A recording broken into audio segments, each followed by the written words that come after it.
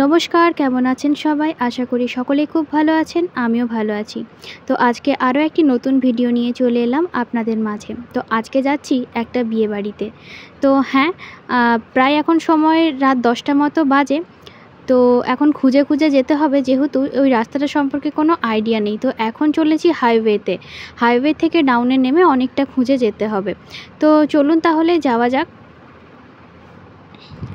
তো ফাইনালি আমরা পৌঁছে গেছি এখানে। আর মাঝখানে কিছু শ্যুট করা হয়নি, কারণ রাস্তাটা এতটাই অন্ধকার ছিল আর ওখানে নেটওয়ার্কও কাজ করছিল না। তো একটু ভীষণ সমস্যার মধ্যে ছিলাম।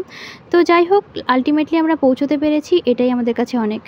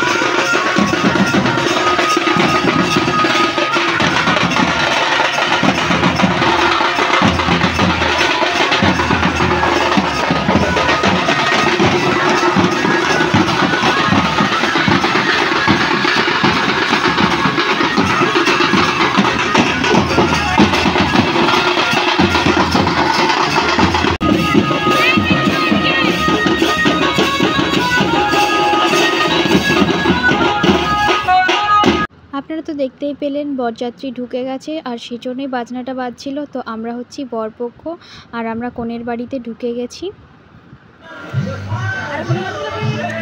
আমি কি জানি।